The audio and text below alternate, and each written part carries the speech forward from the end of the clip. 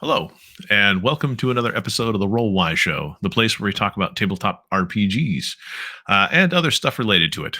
Today, it's been actually a while since we've talked about Kickstarter related stuff, and I know we had done a few shows where we kind of shared some of our some projects that had interested us, and I think for the most part, Brent has been doing some projects kind of behind the scenes, and there's definitely some stuff that we've been eyeing.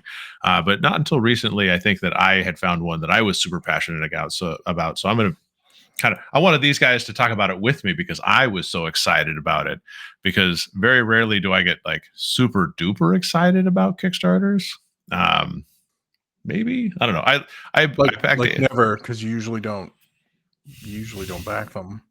No, it's actually it's not rare, but I would say that I think I backed Alien and I was pretty excited about that, the new Aliens Evolved Edition and stuff like that.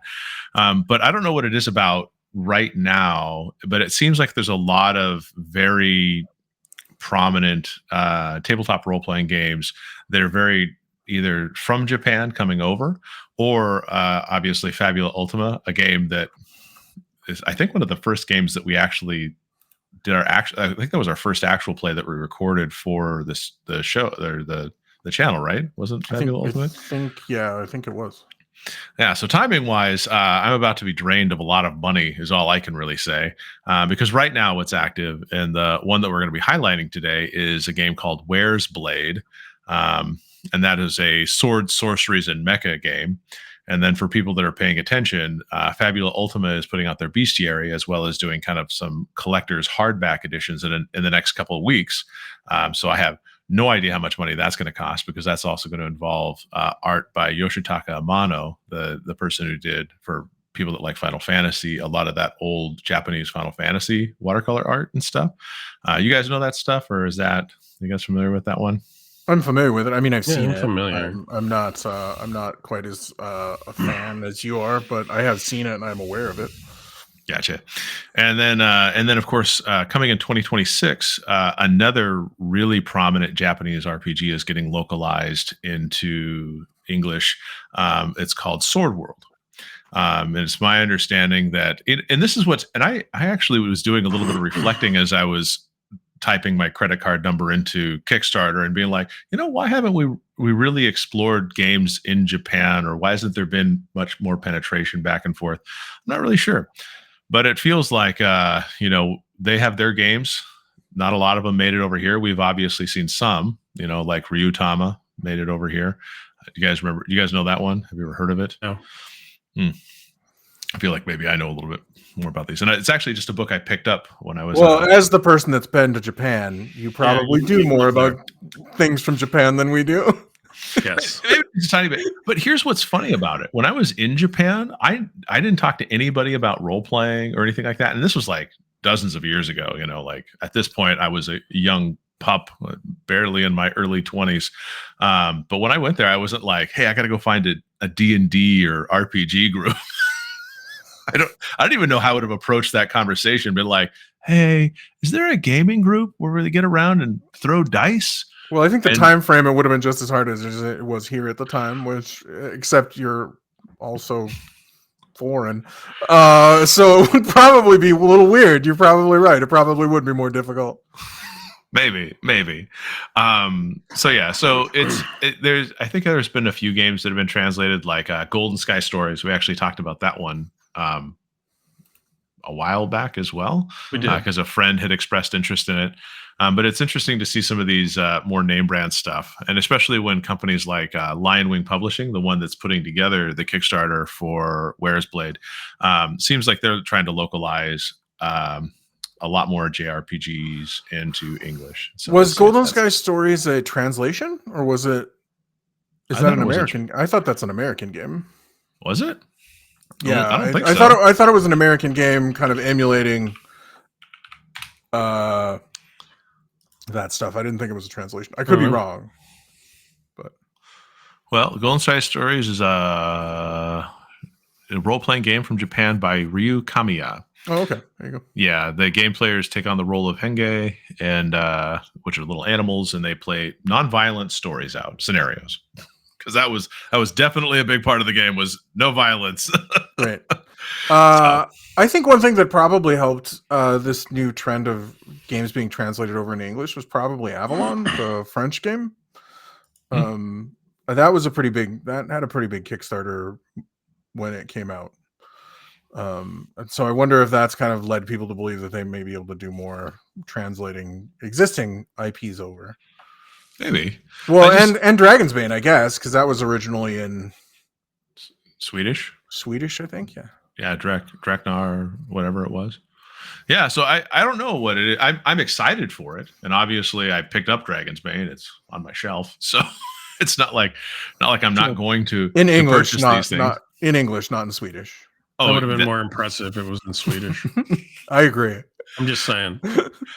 Yeah, because so this is so me and my wife went to LA, and this is how our day went. We went to a water park, had some fun, and then I was like, "Hey, wife, I'm going to go out and go around LA and drive around." And she's like, "Okay, I'll see you in a little while." And obviously, what did I do? I went to hobby stores. Yeah, I went to places. I was literally like, "Is this hobby store have role playing books?" The answer was no. LA is such a big place that when you go to places and they don't have really good descriptions of what's in their store, it's kind of a crapshoot. I found a Magic the Gathering dedicated place, a board game dedicated place, and then finally I found a place called Cut and Shuffle, which, oh man, that was good. That was good. I liked it. How was Cut and Shuffle not the Magic dedicated place? I don't know. I walked in, and obviously most gaming stores, they a lot of them close later because they tend to go late into the evening, either with role playing or gaming and all that stuff. But I was walking in as I think the Magic the Gathering crowd was leaving. They had finished up their final games, and so I was having to rush through their inventory to see if there was anything that I could pick up. And I actually picked up Ryutama and His Majesty the Worm. Is that what it's called? Yes. Yeah. It's His Majesty the Worm. Yes, sir. Yeah, that's right. Picked those both up, and I was pretty happy to find those in print to support a local game store somewhere. But back to Where's Blade. So Where's Blade I guess I don't know why now, honestly, because the game itself has been around since 1989. And what's interesting is if you look at Sword World, from what I was able to find online, Sword World has been fairly faithfully translated by fans for a while now. They did Sword World Complete. They did a bunch of the modules, and there have been fan translations for it. But Where's Blade? It's for as popular as it is over in Japan. It didn't seem like I wasn't able to find a fan translation. It might just be that because Lion's Wing was publishing it, they asked people to take those translations down. I don't know, but it was one of those things where I didn't really see any fan translations. So it's interesting that it's kind of like a brand new look for it for me. And it's going to be an English release. It's going to be that retro whole vibe of 1980s anime, mecha, and fantasy fiction and all that stuff. And I don't know. But I think the only side that probably would be the part that maybe we wouldn't be as interested in is it does avail itself as kind of an OSR style game. And I know that it's from it was originally written in 1989, right? Yeah. Mm-hmm. Yeah. So almost everything written back then it's in the OSR style. Yeah. Mm-hmm. It has its roots in the original gaming movement, which means leans more OSR. Yeah. So I thought it would just be kind of fun to go through the Kickstarter. Obviously, at this point, we're kind of at the tail end of the Kickstarter, which only has about 6 days to go. So by the time this actually gets online, it's got 5 days to go. And so you may watch this video after the Kickstarter is ended. Mm-hmm. Yeah. So and I don't know if they have a pledge manager that's open after that. I don't know, but. Yeah, I don't want to promise that these guys are going to do some sort of pledge or anything like that, and you can see that. But at this point, right now, the system, at least Where's Blade, is fully funded, and it was funded in under 10 minutes. So it was funny because Shadowrun Anarchy, you had just mentioned, funded in 9 minutes. This was pretty quick to fund as well, which was nice because I was hoping to be able to get books out of it and all that stuff. Nice. But I mean, when I first looked at this, and what's interesting to me is it actually gained a little bit of hype back in 2024 when kind of Lion's Wing was announcing that they were doing these localizations of Where's Blade and everything like that. And I immediately saw the art, and you can see kind of the mecha combat and everything like that is like, and I was just like, oh, this hits a certain nostalgic era for me, because for me, I definitely watched a lot of the anime back then, like Escaflowne, Record of Lotus War, and just the anime style for me. Just I was like, oh, that's an anime style I really appreciated from when I was younger. But what it is it's basically, as we said, it's an old school tabletop role playing game, and it offers a level of mechanical crunch. And this is what I thought was fairly interesting: is that there's a lot of formulas in this book, at least in the sample that they provide. Yeah. And I think that you guys might actually like the luck system. At least Brent might like the luck system. And so just a high level overview of some of the stuff that it does is that, like, and this is what they talk about the dice pool. It's like the luck system sets it apart, is that you get a luck number, and let's say your luck is 15 or whatever it is. That gives you a number of luck points to use. And you use luck because it's a D10 game with this rolling D10 and adding numbers to hit target numbers. You add D10 for every luck point that you spend, apparently. And so wow. you can really go to town with with your luck dice here and really ensure success if you really need that to be a heavy hitting moment. And so it's so I thought it was kind of interesting because, as it says here, while luck increases your odds of succeeding because you're adding more D10s and everything like that, I believe they have a perfect score, which is if you roll a 10. I don't know. I didn't see in there if you had to roll a 10 on all your dice that you rolled in order to get the perfect score and all that stuff. The critical success. Well, what's interesting is it seems like they have a critical success based on, like, if you attack with a weapon, it has a critical range, kind of like, in D&D when they had like the 18 to 20. And then if you rolled an 18, you got a critical, but it wasn't a nat 20 critical. Mm-hmm. That makes sense. Seems like they have that same thing. And then they have a condition when you roll a 10 or a 1. So, yeah. But of course, in addition to those kind of things, it looks like you have very cool, very stylish mecha that you get to run around, and they are called the Ryud.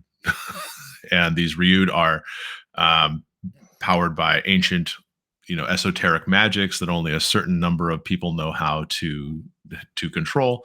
And of course, because there's this, anybody can make a shell, but not everyone can make the control module, it sounds like. So not everyone can have a Ryud, but if you get one, you also have to fight against the thing's will. So if you could just get in one of these mecha and you can be like, it wins, and now it has control over my brain. It's like, I guess. Sorcery and mechs, right? That's basically what this thing is, right? Yep. Seems like it. Yeah. And so, it really feels like it's got a simple play style because you have only 4 character classes.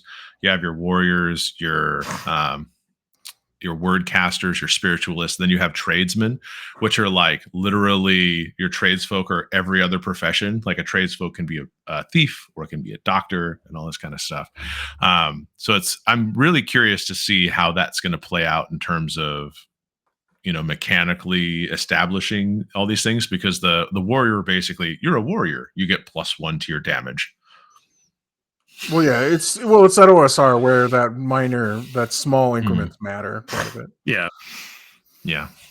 So, in terms of like just overall stuff for it, I think that what really attracted me was probably the art more than anything. Because I'm not sure that necessarily, based on what I was able to see from the preview, that the OSR part was as attractive as all that. But I am curious about mecha combat, because it looks like people who have played the game somehow, maybe they either spoke Japanese or they did a fan translation themselves. Or they are Japanese. Let's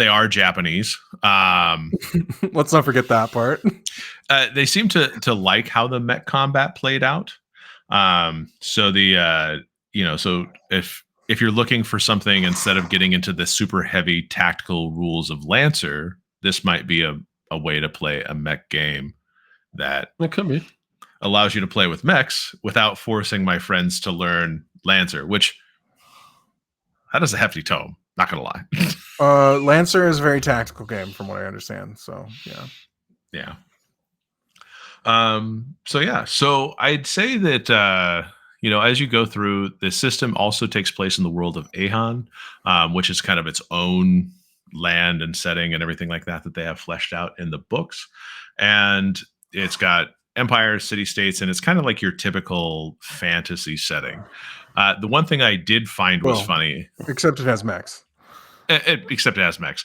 I did find it funny that when you get into the actual book and everything like that, I don't know if you guys can see this, but you can get into the maps, and they didn't translate the maps yet, which I thought was an interesting thing to put into your sample. That is a nice coastline, though. It is. It is a nice coastline. Beautiful. It's got lots of spits and bays and texture. For anybody that's wondering, we made comments about coastlines in our. Yeah, we. No, you have a thing about coastlines. If I drew the map, this would be part of an oval. So, see, look, it's all coastline. Plenty of coastline. It's my games are coming with a globe. Well, I think cartography is an important part of it, and I believe there's an Emmy for best cartography in a game, isn't there? There is. So it's important. Maps are important, man. It is. It is important, as we saw in Inevitable with its unfortunate map. I mean, it was a good-looking map. It's just its placement was a little weird in the book. A little weird. Just saying, you had to spread the book a lot to see the center of the map. It kind of did. That was a rim shot. Somewhere Sterling Archer saying phrasing. There was. So talking a little bit more about the system itself, what do I know about the system? I mean, it seems very simple from like a statistic standpoint. One thing I did find that was interesting is that you as a person don't have a strength score in the game. Only your Ryud has a strength score. So I don't know what that means in terms of like if it's, I mean, I appreciate the idea of always being in your giant mech running around and doing adventures and all that stuff. But I don't know if that means that the game is playable outside of mechs and inside of mechs, or if it allows it sounds like fighting isn't. if no one has a strength score besides unless you're in a machine, then I would say no, fighting doesn't happen outside of your. I feel like there's a lot of just a second and go. Well, it looks like on the thing that they have. It looks like a power rating for the mech for the Ryud. Mm-hmm. Yeah, they do. Yeah. So it's really. I mean, I'm not pretending like I'm seeing potentially all of the things, but yeah, I just thought it was just kind of an interesting thing. People can fight too. I just don't think they want to fight the Ryuds. No, I think that's probably true. That will probably end in character death fairly quickly. It seems like it.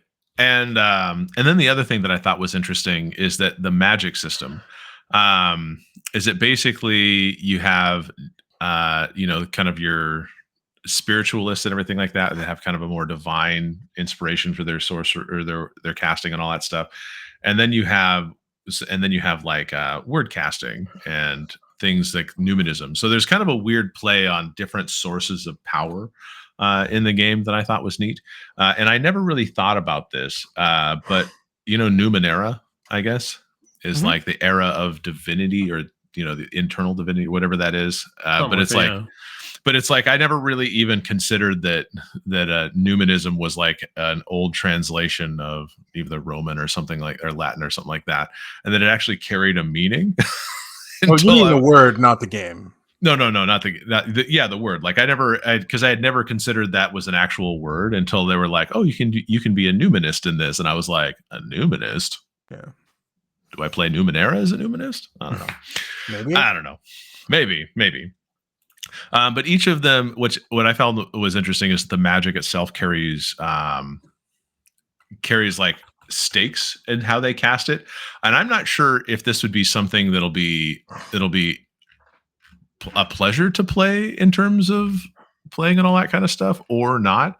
But I was looking at the way Magic was played, and of course anybody can look at the sample rules and everything like that by going to the Kickstarter, and you can get a little bit It's of nice them. that they have that.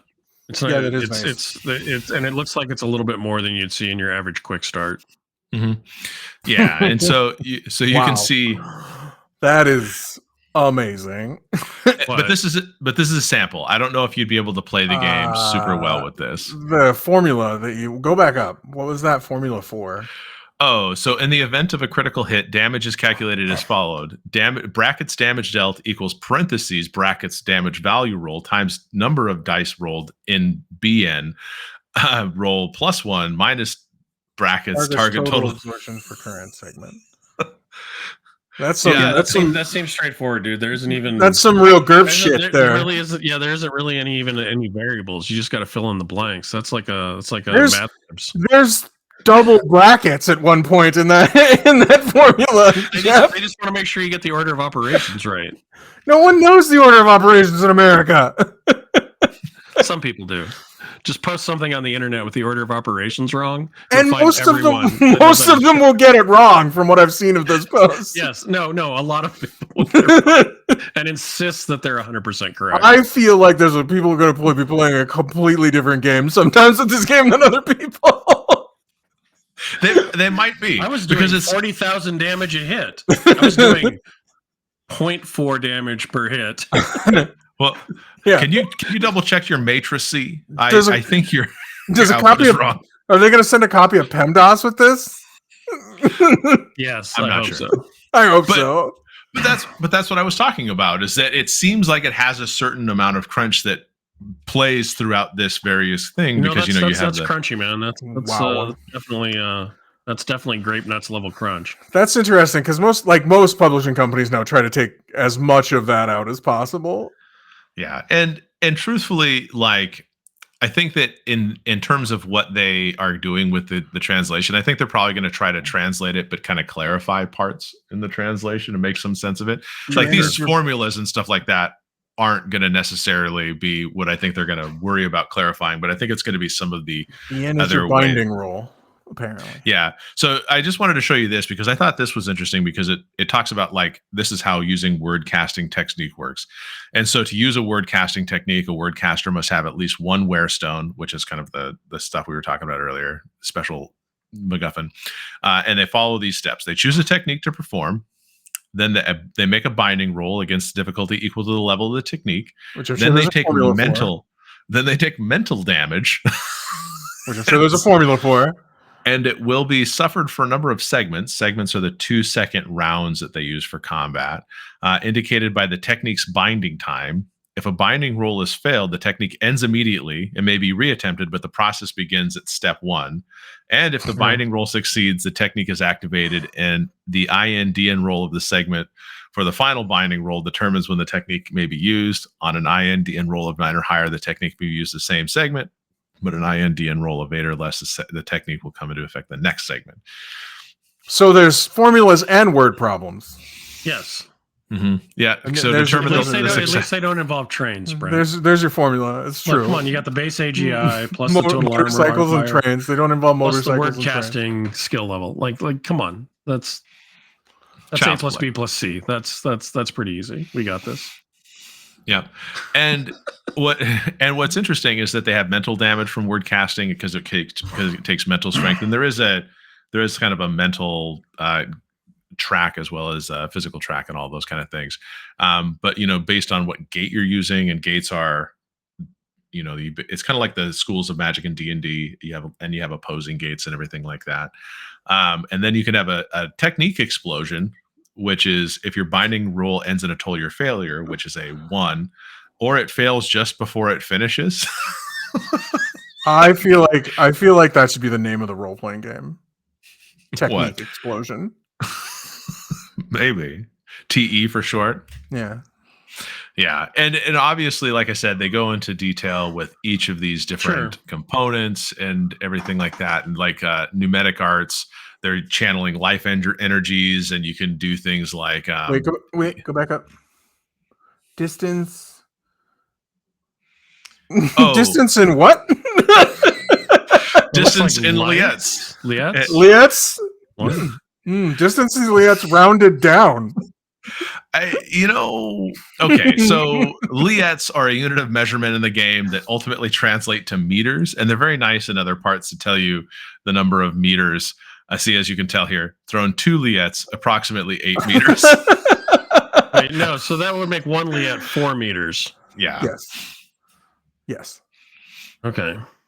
And I was curious about that, and I didn't know I'd be showing you a page with it, but they do have their own unit of measurement, so there is obviously a glossary of terms. So we got to learn a third set of measurements. I'm not sure you're selling this game to anybody, Mike. Yeah, I think it's expressive. I like the art. I like the tone. I don't know if I want to play it. There's formulas, there's word problems, and measurement translations now. Liets, which is like a meter, Which is but 4 not. Do we get a conversion chart for the grid map that we have to use to convert liets into something that the grid understands? I love old school games that are just like, oh yeah, fucker, do math. Fucking do as much math as you need. Here's a table on the math that you need to do. Well, that's just the mind durability. And then, of course, here's your character sheet. This is for your Ryud that you have. I like how simple the character sheet looks for the amount of formulas in this book. That's fair. Although it is 4 pages. Well, one is your personal character sheet, for you as a thing. Okay, and then 1, 2. And then you have 3 for their word. That's for casters and spiritualists. And then you have your Ryuds. Yeah, Ryuds. Sorry. I'm mispronouncing that. I apologize. I have a feeling that this is going to be this is one of those games where it's going to be pronounced however it ultimately is pronounced by your table, because the one thing as I was reading through this, and I absolutely love games that just have like Tila Tian, a fertile marshy land, and Mighty Orgo River. But then I got to this word, the Rumkut. Rumquit Mountains. That is definitely going to be a table by table pronunciation on the Rumbicute. Sure. Is the B silent? Is the Q silent? Maybe the T silent. I don't know. Maybe they're both silent. Maybe it's just Rum Mountains. The Rum Mountains. Yeah, all three of the last letters are just silent.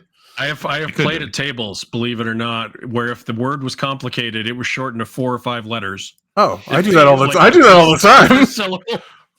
Well, and I hate to say this, but when I was looking up Greyhawk terminology, because it takes place on Earth, Earth.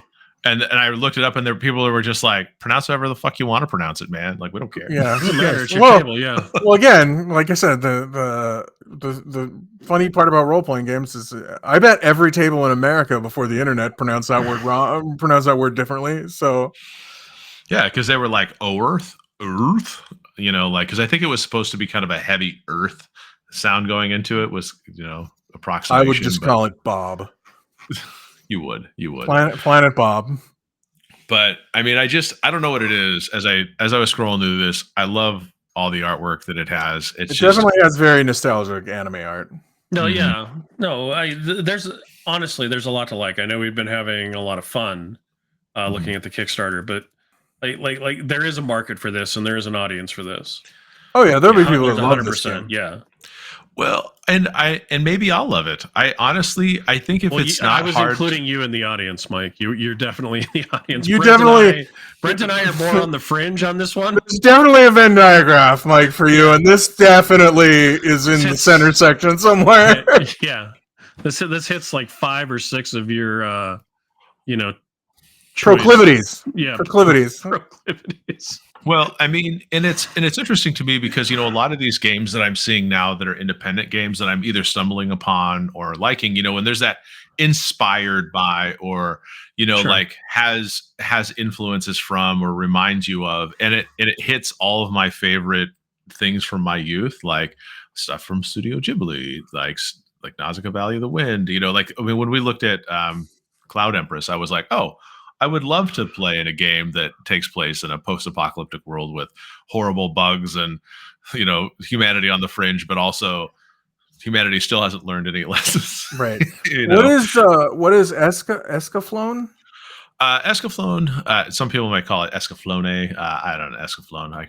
It's Sure. it's It's a basically I've heard it pronounced Escaflowne, and it blew my mind. Like my head almost exploded because I'm like, of all the ways that I would have ever guessed to pronounce that, that is not one of them. But for me, that was an anime that was very much a very. So it's an anime. It's an anime. It's all about mechs. It's about mechs that are fighting each other.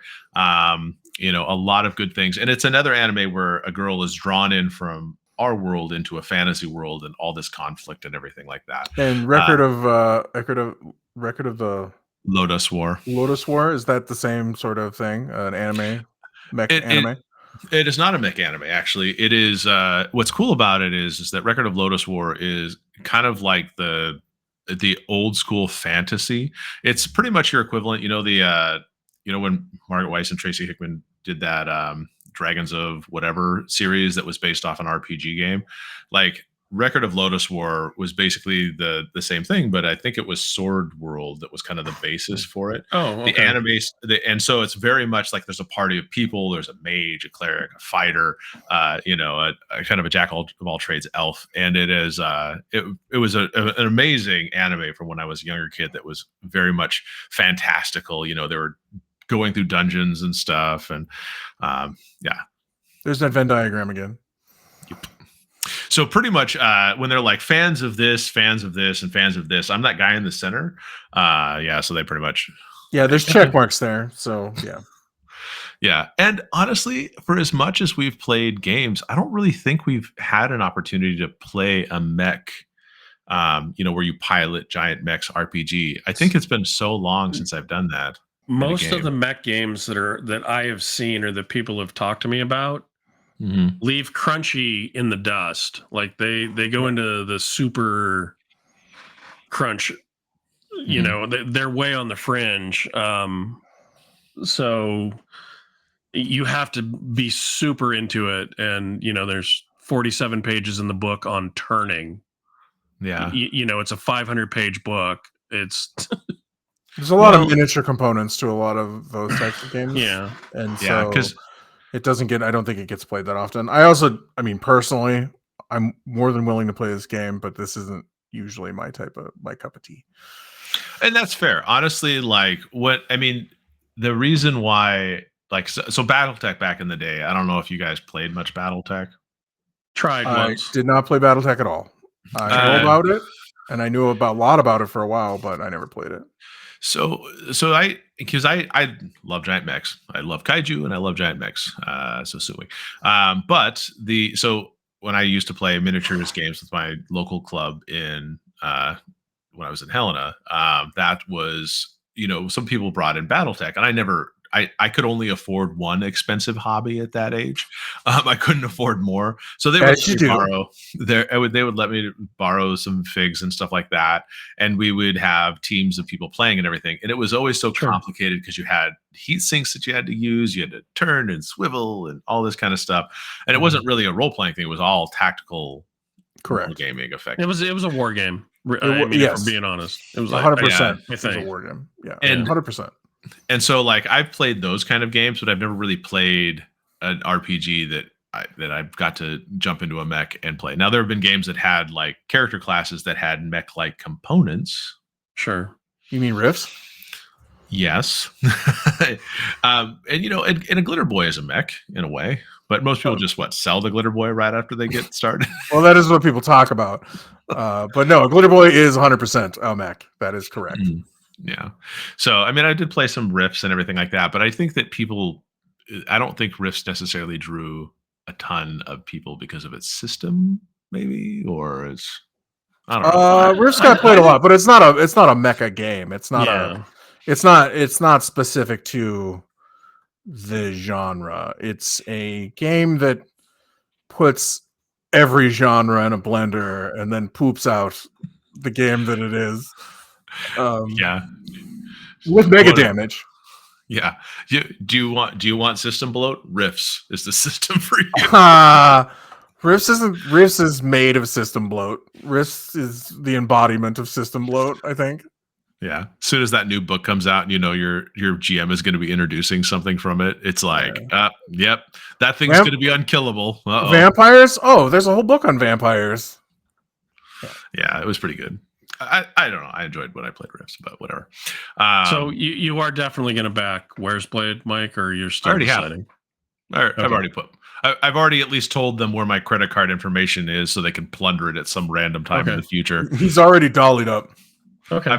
I've already anteed up, anteed in, stepped in. You can just say you backed it. That's cool.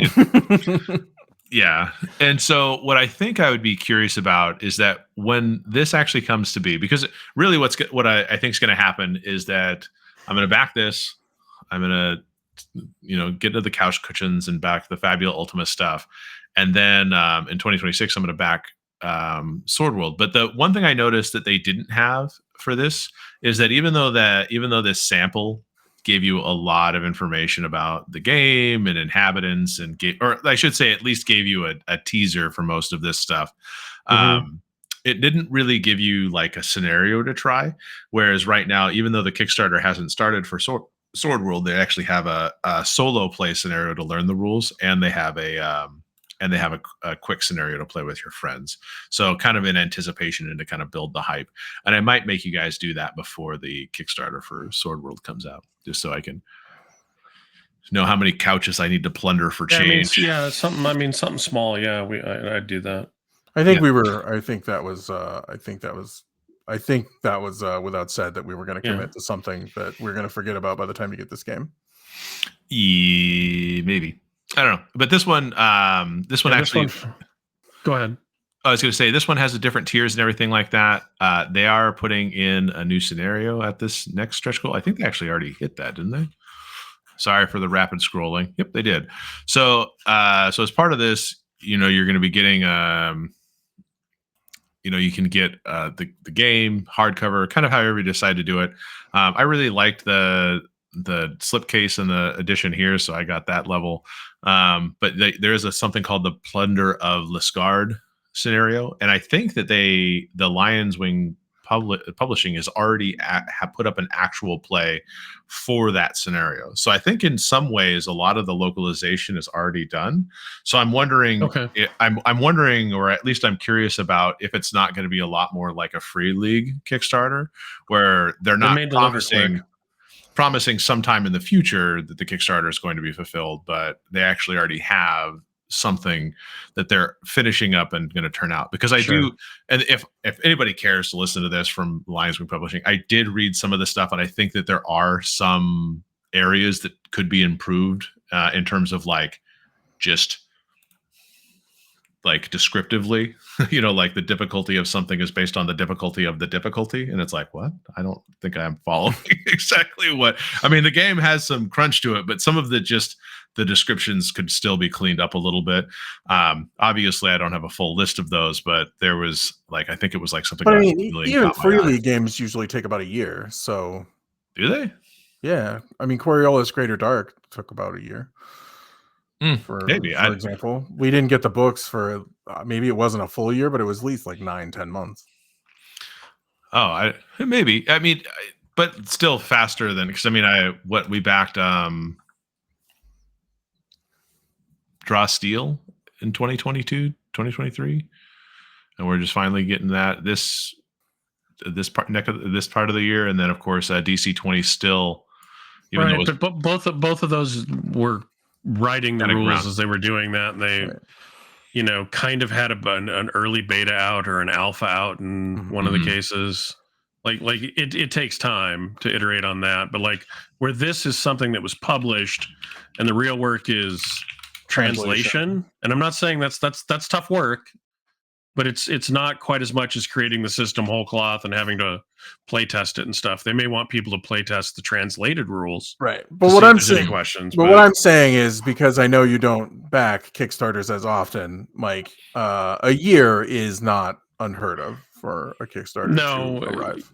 No. Especially if you have a pledge manager open for a certain amount of time, and then you get final numbers, and then you talk to the printer, and then you got to get into the printer's queue, and then it's got to be printed and packed, and then you got to get in the shipper's queue. You know what I mean? And then you got transport across the ocean. Like everything takes a certain amount of time, and yeah, I would agree with Brent. I would if I backed a Kickstarter and I got it in 9 to 12 months, I would be really impressed. Yes, usually that's a surprise. If it's I would say now most Kickstarters, if they deliver within up to like 6 months past the date they say they're going to deliver in the campaign, you're like, oh yeah, no, that seems standard. Yeah. Yeah. I mean, I don't think I read anywhere yet that, like, what the timeline was for anything like this. I think I think personally, Lionwing Publishing is just literally, popping champagne bottles, happy that they succeeded in the Kickstarter, and what seems to be a fairly engaged, level of an engaged player base wanted to join in, and there was a lot of enthusiasm for the product, especially since I think before this I hadn't actually ever heard of Lionwing. I was going to say, have they done Kickstarters before? I don't know if they've done Kickstarters, but I want to say that I've heard of them. I don't know everything they publish in Japan, but they're an English company. Yeah, they're a localization. They're an American company. Yeah. And so when I looked on here, it says that they had Eldritch Escape, which funded, fairly quickly. It says funded in 4 hours and stuff like that. And they do have other games that look interesting, like this Ketemono Opera. I thought looked pretty amazing because just again, the art looks really good, honestly. And it's actually done by an artist. Who the hell was that? Don't remember. I don't remember the name, but I really like the artistic style that was present throughout the stuff that I saw. But this is actually, it looks like they just have a small number of games that they've done so far, but each one of the games looks like they're fairly well produced. And I mean, like they have Shin Megami Tensei, which is that's probably where I've heard of them. No, that's fairly well. That's a decent sized IP. It's not one of the huge ones, but that's a decent sized one. I'm sure somebody will correct me if I'm way off base on that. But that's probably where I heard of them, was from Shin Megami Tensei. Yeah, and that's not. I have no real connection to that IP or anything like that. So, but it seems like they do pretty good. I have a good feeling that it's going to be good. They mentioned in the risks and challenges that they are going to be shipping from Vietnam. So with the tariffs as mercurial as they are, who knows what that actually means? Yeah. And so they.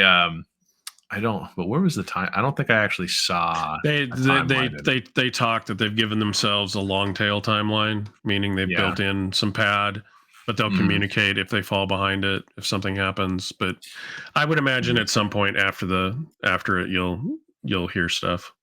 Yeah, it sounds like they've done Kickstarters before, so it sounds like they will probably be fine. Yeah. Yep. Yeah, and so the next scenario that we're going to get is Mountain Where the Devils Slumber scenario, and that's going to be translated. So, yeah. So I mean, because they have a lot to work with. I mean, as we had talked about kind of in the beginning. I mean, not only was the RPG, they have tons of source books and supplements, and apparently 96 novels. I don't really know if that's like kind of like a Dragonlance, when you see like the wall of dragon, or used to. 96 is a lot. 96 is a lot of IP novels. Yeah, 6 audio dramas, 3 setting guides, 2 video games, and a lot of fans. So I mean, it sounds like there's a fairly robust catalog. If they have enough enthusiasm for this, you could see releases continue. Very much like you do for Vaesen, where you get like Mythic Carpathia and other aspects and stuff. Yeah, possibly. Yeah, I'm sure. I'm sure if it makes money and does well, I'm sure you will. Yeah. I don't really know what it needs to make money on Kickstarter, but I'll back it, and if I get good product, I'll probably back them again. Okay. And if you guys, that's basically how Kickstarter works. If they back it and it's successful, you can back it again in the future. So. Yep.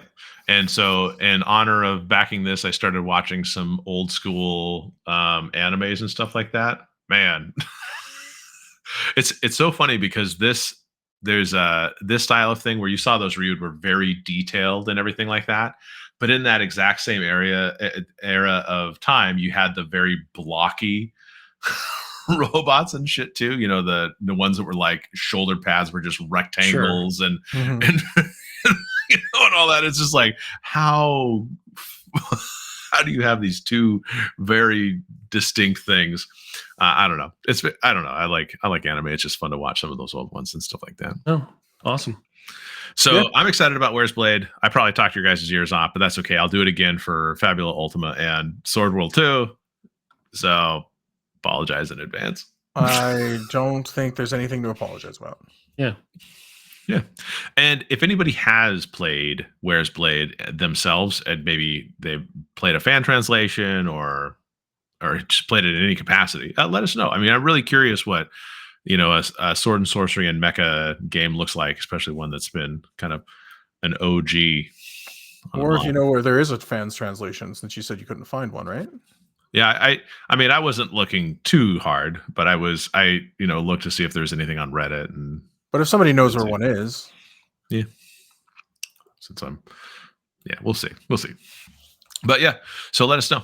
And so, do you guys have anything else to throw out there, or I think that's all we have? No, it sounds like an So, interesting game, even with the advanced physics that you have to know to play the game. You know, I mean, that didn't look like it went past pre-calculus, Brent. Oh, okay.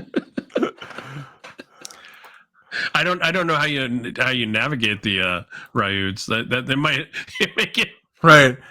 You might get into particle physics. I don't know. That's only the stuff they tell people at the beginning of the game. Yeah, they don't want to scare you off until you have already spent the money and then get the book. Yeah, they don't want to scare you off. That's an interesting concept. Yeah. So here's actually there were two other things I wanted to mention that just you reminded me of is that, you know, we talked about luck rolls originally. Mhm. Yes. Well, two other things that they do is they actually have knowledge rolls. A knowledge roll is like, you know how we were discussing games like, would your character know this? Yeah. Well, how they've interpreted that for this game is that it's a special type of luck roll to decide if your character knows a particular piece of information. You know, especially information that can't be learned through skills. So, like for example, the example they use is if you visit a region where a great war took place, a maverick who succeeds on a knowledge roll might coincidentally know when that war happened, where its decisive battle occurred, or which heroes played a critical role in it. So, I think that's kind of an odd but interesting way to create a mechanical component to whether or not your characters would know something esoteric like that, but it's strange that it's luck, I guess. That's an interesting thing. And then, of course, in this, they also bring back the first impression rolls. So when you meet for the first time, you each make a charisma roll, and that is your first impression roll. Not really a roll. You're just adding. Oh, I guess you are. It's 1d10 to your base charisma. Okay. Yeah, and then and so when they talk about like base value and stuff like that, they mean like your value divided by 3. So that's your base value. And then you get a first impression roll. Now, I think in mini games, like I think D&D had first impression rolls and stuff like that, like where you'd meet somebody and what was their initial reaction to you? Hostility, neutral, favorable. Yeah, I've definitely played games, and I want to say D&D was one of them that had. D&D like did that. originally had stuff like that. Yeah. Yeah. No, that's interesting. I don't. Yeah, I don't think we've actually ever really played with that type of mentality where you met somebody and I just had to like. Not recently. Yeah, it's been a long time. The dice decide how this person reacts to you, not me, not you. It's been a long time since that sort of thing has been put in games, but that makes sense because this is a game, like we said, it's a game with those OSR style like design choices. So yeah, no, it looks like a neat game. It's one that I would probably play. I don't know. I mean, I don't think I would back the Kickstarter. It doesn't, hit enough spaces for me, but it is an interesting game. And, the intellectual property has been going on for 40 years. So that's always, shows some strength. It's got somebody, so it's got it has something. It definitely has an audience. Yeah, for sure. Yeah. people are attracted to something about the game, and I feel like I'm going to find out what that is. I'd like to explore why that is, and I'd like to see what's going on. Sure. I think you are what that is, Mike. Yeah, you are what it is, and you've already pledged. So, huzzah! So the magic is working, Yes. so to speak. Yeah. Well, now I just need to get you guys to play like Ryutama and the other games too. So we'll see what happens. I don't know if we could play Golden Sky Story. I don't think we were as interested in playing. I wasn't super hyped about Golden Sky Stories. Yeah. I think we like to solve our problems with chainsaws more than not. Well, you don't know. Well, you don't always like games where the protagonists are all children either. No, that's a hard one for me. But moving on to social media. Jeff, if they want to contact us outside of the YouTube comments, which we appreciate all the people that have been leaving comments, you've been inspiring us to do episodes, and we love engaging with you there. But if you want to talk with us on social media, where would they? We are at Rollwise. We're on most of the platforms. And you can also email us, rollwiseguys@gmail.com. And as always, thank you for joining us. We hope you enjoyed the episode with Mike talking about his love of anime and big giant robots. Roll well, roll wise. Be safe out there, everybody. See you later. Thanks.